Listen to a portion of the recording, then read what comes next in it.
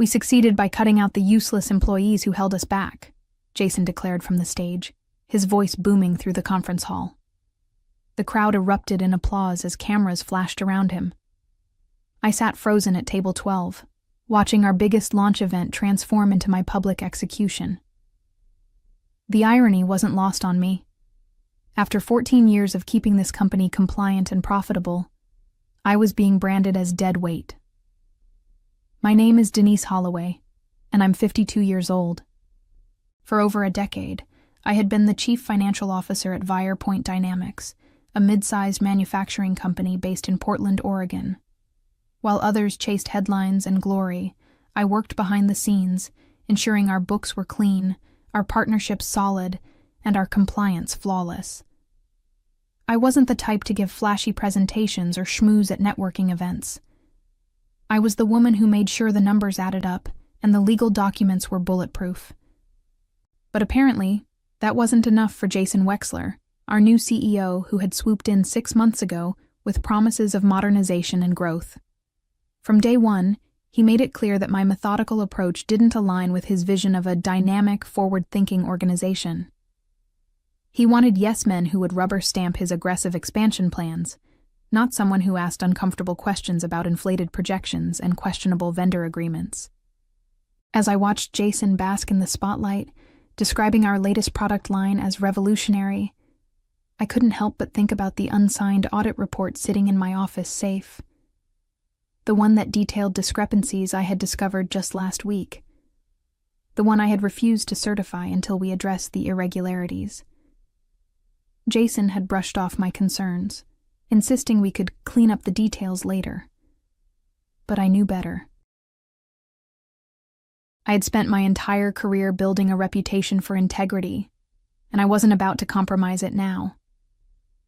The audience hung on Jason's every word as he painted a picture of unprecedented success and limitless potential. Investors nodded approvingly, their checkbooks practically visible in their eyes. I noticed several board members scattered throughout the crowd, all wearing satisfied smiles. They had no idea what was really happening behind the scenes. Security guards began moving through the crowd, their destination obvious. I had expected this moment ever since Jason called me into his office that morning and delivered the news with his characteristic smirk. "Your services are no longer required, Denise. We're going in a different direction." He had timed my termination perfectly, right before our biggest event, ensuring maximum humiliation. But as the guards approached my table, I stood up calmly and reached for the black folder I had prepared. Something told me this evening wasn't going to unfold exactly as Jason had planned. Looking back, I should have seen the writing on the wall months earlier. Jason had arrived at Virepoint Dynamics with great fanfare, recruited by our board after our previous CEO announced his retirement. The industry publications had heralded him as a visionary leader who had transformed his previous company from a regional player into a national powerhouse. What they failed to mention was that he had left that company just before a federal investigation into accounting irregularities. I had done my research, of course. It was my job to be thorough. When I brought my concerns to the board, they dismissed them as typical resistance to change. "Jason brings exactly the kind of innovative thinking we need," Board Chairman Robert Hayes had told me during our quarterly meeting. "Sometimes you have to take calculated risks to achieve extraordinary results." Those calculated risks had started almost immediately. Jason began pushing for aggressive revenue targets that seemed divorced from reality. He wanted to expand into new markets without proper research, sign contracts with vendors I had never properly vetted, and pursue partnerships that made my compliance instincts scream. Every time I raised questions, he would smile that condescending smile and tell me I was being unnecessarily cautious. The breaking point had come 3 weeks ago during our monthly executive meeting. Jason had presented a proposal to backdate several vendor agreements to inflate our quarterly numbers. The room had gone silent as he outlined his plan, all eyes eventually turning to me. I had looked him straight in the eye and said, "I cannot and will not sign off on any documentation that misrepresents our financial position." His mask had slipped for just a moment, revealing the cold calculation beneath his charming exterior. "Denise, I understand your concerns, but sometimes we need to think creatively about our reporting. This is standard practice in the industry." "No, Jason, it isn't," I had replied firmly. "And even if it were, it would still be fraud." The tension in the room had been palpable. Other executives had shifted uncomfortably in their seats, clearly torn between supporting their new CEO and backing the woman who had kept the company out of legal trouble for over a decade. In the end, most had remained silent, which told me everything I needed to know about where their loyalties lay. That night, I had gone home and begun documenting everything. Every questionable decision, every inappropriate request, every corner Jason had tried to get me to cut. I had photographed emails, copied files, and created a comprehensive record of his attempts to manipulate our financial reporting. Call it professional paranoia, or simply good sense, but I had learned long ago that when integrity was at stake, documentation was your best defense. My assistant, Catherine, had noticed my late nights and weekend work sessions. "Is everything okay, Denise?" she had asked last Friday, as I locked yet another set of files in my office safe. Catherine had been with the company for 8 years and knew me well enough to recognize when something was seriously wrong. "Just being extra careful," I had told her, which was both true and a massive understatement. The revelation that would change everything came the week before the launch event, hidden in a routine audit report that should have been straightforward. I had been reviewing our third-quarter financials when I noticed discrepancies in several key accounts. Revenue numbers that didn't match our actual sales records. Expenses that had been mysteriously reclassified. Vendor payments that corresponded to contracts I had never seen. I spent the entire weekend in my office, cross-referencing documents and following paper trails. What I discovered made my blood run cold. Jason hadn't just been pushing aggressive accounting practices. He had been actively falsifying records. Revenue had been inflated by nearly 15% through a combination of backdated contracts and fictitious sales. Expenses had been manipulated to create the appearance of improved margins. Even our cash flow statements had been doctored. The audit firm we had been working with for years, McKenna and Associates, had already begun their preliminary review. I knew their senior partner, David McKenna, personally, and I trusted his integrity. When I called him Sunday evening to discuss my findings, his voice grew grave. "Denise, these numbers don't match what we've been provided," he said, after I walked him through my discoveries. "If what you're telling me is accurate, we're looking at systematic fraud." "That's exactly what we're looking at," I replied. "The question is, what do we do about it?" David was quiet for a long moment. "We need to halt the audit immediately until these discrepancies can be resolved. I cannot sign off on financial statements that I know to be fraudulent." Monday morning, I requested an emergency meeting with Jason. I walked into his office with a copy of the preliminary audit findings and my own documentation of the irregularities. His reaction was not what I had expected. Instead of denial or even anger, Jason had leaned back in his chair and smiled. "Denise, you're making this much more complicated than it needs to be. These are simply different ways of presenting the same information. Nothing we're doing is technically illegal." "Jason, this is fraud," I said, placing the documents on his desk. "We cannot present these numbers to investors or the board. I won't sign off on them." His smile never wavered. "Then perhaps it's time we discussed your future with this company." The threat was clear, but I held my ground.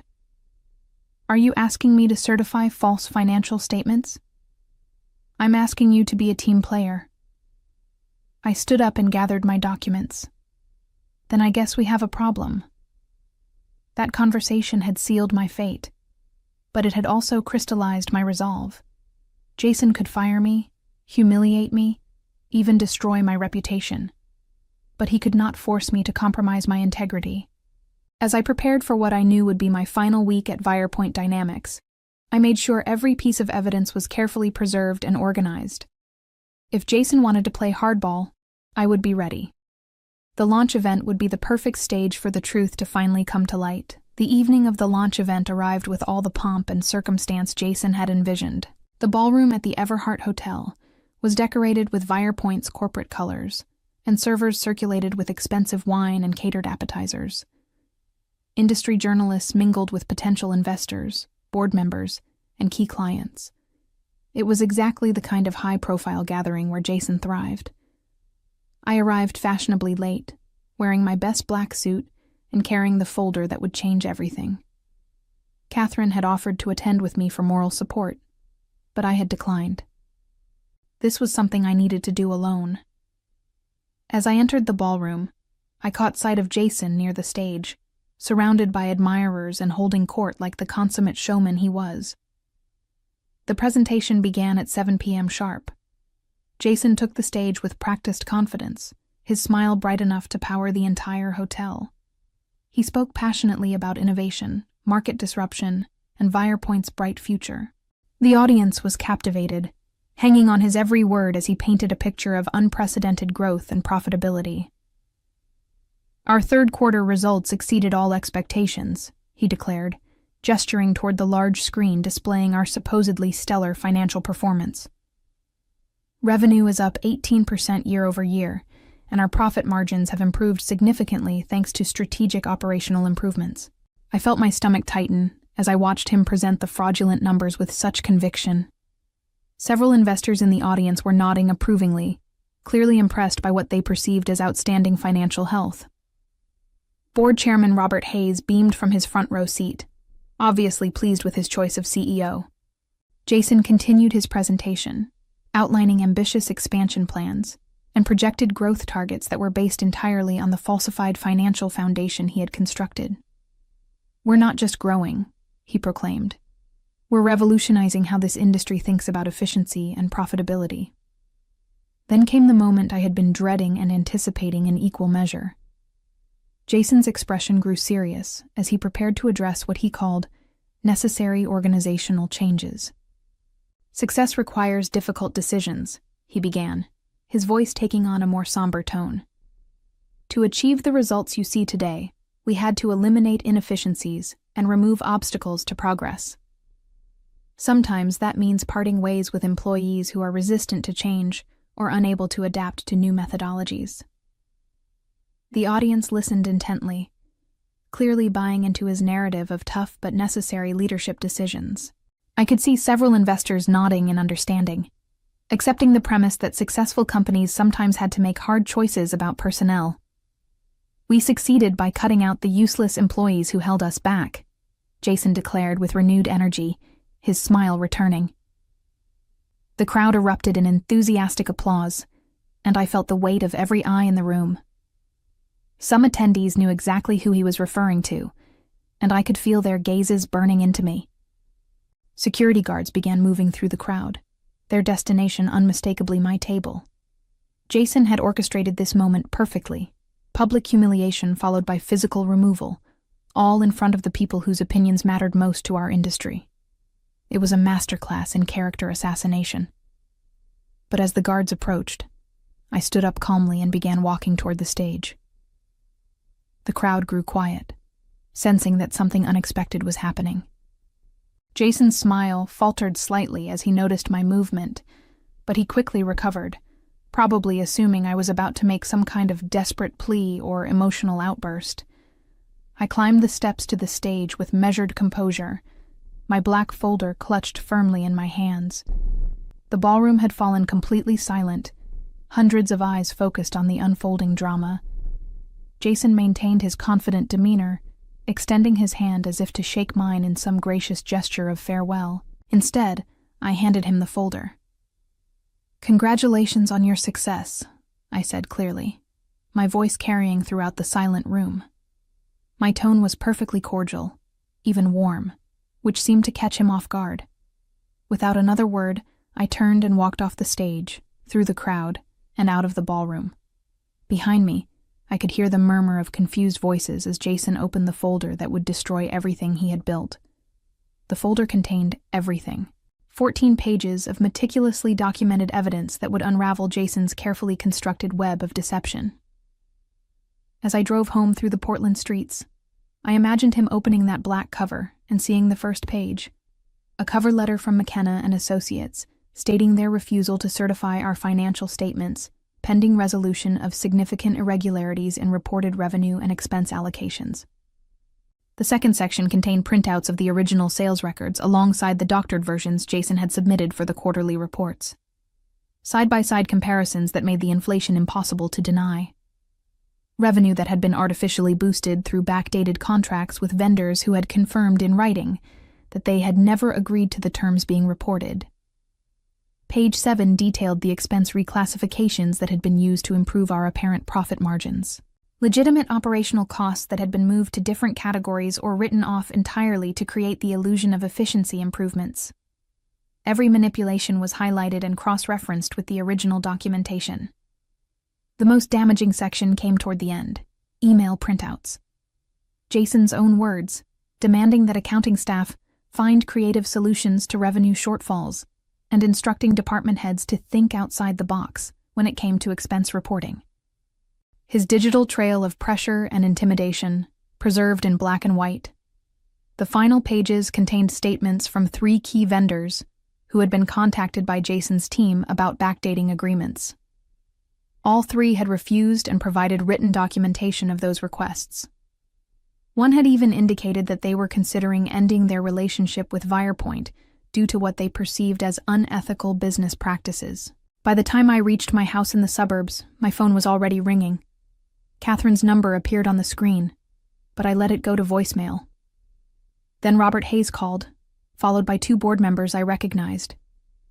Each call went unanswered as I poured myself a glass of wine and sat in my living room, finally allowing myself to feel the full weight of what had just transpired.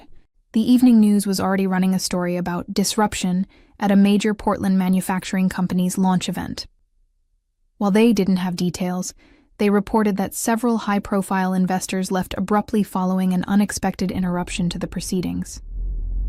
One reporter mentioned that sources at the scene described what appeared to be a significant document exchange that caused visible distress among attendees. My phone buzzed with a text from David McKenna. Saw the news. Are you okay? I replied simply. Yes. The right thing was done. Catherine tried calling again, and this time I answered. Denise, what happened? The whole place went crazy after you left. Jason looked like he'd seen a ghost, and then investors started leaving in groups. Is everything okay? Everything is exactly as it should be, I told her.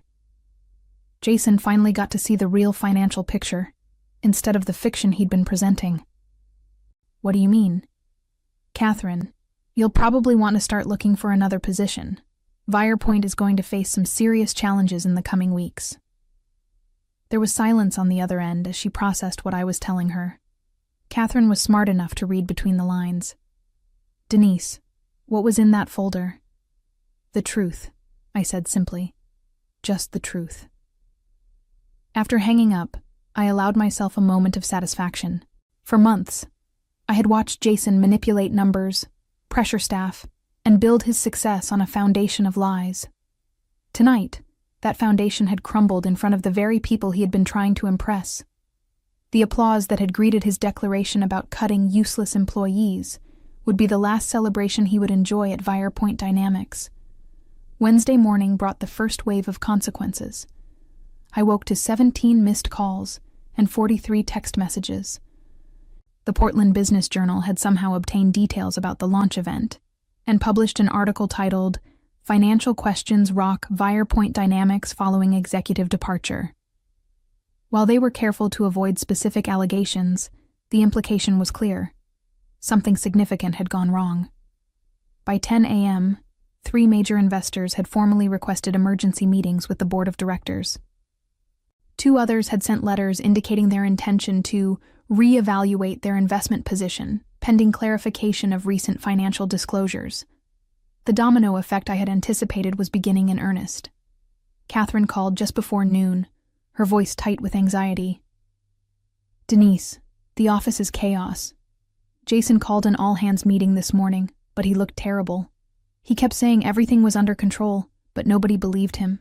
Then David McKenna showed up with 2 other auditors, and they've been locked in the conference room with Jason and Robert Hayes for hours. What about staff morale? I asked, genuinely concerned for my former colleagues. People are scared. There are rumors about layoffs, about the company being in financial trouble. Some people are saying you were right all along about Jason, that he was cooking the books. The validation felt hollow. Being proven right about Jason's corruption provided no joy when it meant potential hardship for innocent employees who had simply been trying to do their jobs. These were people I had worked alongside for years, professionals who deserved better than to have their careers disrupted by one man's greed and ambition. Thursday brought news that Jason had been placed on administrative leave pending a comprehensive audit. The announcement came through a terse press release that cited ongoing financial review processes and the need for complete transparency during the evaluation period. Reading between the lines, it was clear the board was positioning itself to cut ties with Jason entirely. Friday afternoon, I received an unexpected call from Marcus Wright, CEO of Bright Ridge Manufacturing, one of Virepoint's primary competitors. I had known Marcus professionally for several years through industry events, and I respected his reputation for ethical leadership. "Denise, I heard about the situation at Virepoint," he said without preamble. "I also heard that you were the one who exposed whatever was going on over there." "Word travels fast in our industry," I replied carefully. "It does when someone shows real courage. Listen, I know this probably isn't the best timing, but I'd like to discuss an opportunity with you. We're looking for someone to head our financial operations, someone with unquestionable integrity and deep industry experience."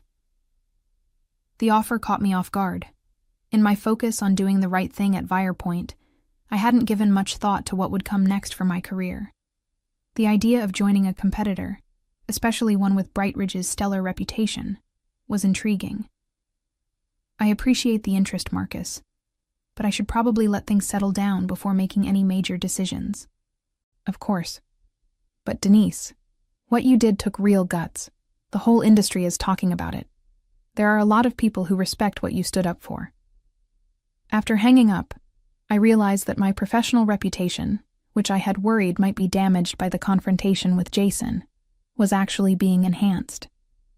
The industry was recognizing my actions not as corporate disloyalty, but as professional integrity. Other executives were seeing what happened at Virepoint as a cautionary tale about the importance of ethical leadership. The following week would bring even more dramatic developments, but for now, I allowed myself to feel cautiously optimistic about both the immediate consequences of my actions and the longer-term possibilities for my career. The final blow came exactly 1 week after the launch event, delivered with the cold precision of a federal investigation. I was having coffee at my kitchen table when Catherine called with news that would end Jason's career permanently. "Denise, the FBI is here," she whispered into the phone. "They arrived about an hour ago with warrants. They're seizing computers, files, everything. Jason was arrested at his house this morning." The speed of the investigation surprised even me. Apparently, one of the investors who had left the launch event had contacts within the Securities and Exchange Commission. The folder I had handed Jason hadn't just exposed him to our board and investors. It had triggered a federal investigation into securities fraud. "What about the staff?" I asked, my concern for my former colleagues overriding any satisfaction I might have felt about Jason's arrest. "Most people are being sent home while they complete the seizure. Human Resources is telling everyone that the company will continue operating, but honestly, nobody knows what's going to happen." The afternoon news confirmed what Catherine had told me, and more. Jason had been charged with securities fraud, wire fraud, and conspiracy to manipulate financial records. The charges carried potential sentences of up to 20 years in federal prison. Virepoint stock, which had been trading at record highs just days earlier, had been suspended pending the investigation. By evening, the story had reached the national business news. CNBC ran a segment about corporate fraud in mid-sized manufacturing companies, using Virepoint as a case study in how quickly fraudulent accounting practices could unravel. The reporter noted that the investigation had been triggered by whistleblower evidence provided by a former executive with intimate knowledge of the company's financial practices. Robert Hayes resigned from the board that same day, along with 2 other directors who had been instrumental in hiring Jason. The remaining board members appointed an interim CEO and announced their intention to cooperate fully with federal investigators. They also issued a public statement acknowledging that serious financial irregularities had been discovered and promising full transparency throughout the investigation. The irony was not lost on me. Jason had branded me as a useless employee who held the company back. In reality, I had been the only thing standing between Virepoint and complete destruction. My refusal to certify fraudulent financial statements hadn't just protected my own integrity, it had saved the company from even deeper legal troubles. 3 months later, I was sitting in the executive conference room at Bright Ridge Manufacturing, reviewing quarterly reports as their new chief financial officer. Marcus Wright had renewed his offer after the dust settled at Virepoint, and I had accepted, drawn by his commitment to ethical leadership and transparent operations. The transition had been remarkably smooth. Bright Ridge's financial systems were exactly what I had hoped to find: meticulously maintained, fully compliant, and refreshingly straightforward. After years of fighting Jason's attempts to manipulate our numbers, working with clean books felt like a relief I hadn't realized I needed. Virepoint had survived, though barely. The interim CEO had managed to steady the company by implementing aggressive cost-cutting measures and completely overhauling their financial reporting systems. They had also hired McKenna and Associates to conduct a comprehensive audit and implement new oversight procedures. Catherine had stayed on as part of the skeleton crew, working to rebuild the company's reputation and operations. Jason's trial was scheduled for the following year, but his legal team had already indicated they were seeking a plea agreement. Industry analysts estimated that his fraud had cost investors over $12 million in inflated valuations and false projections. Several civil lawsuits had been filed by pension funds and individual investors who had made decisions based on the fraudulent financial statements.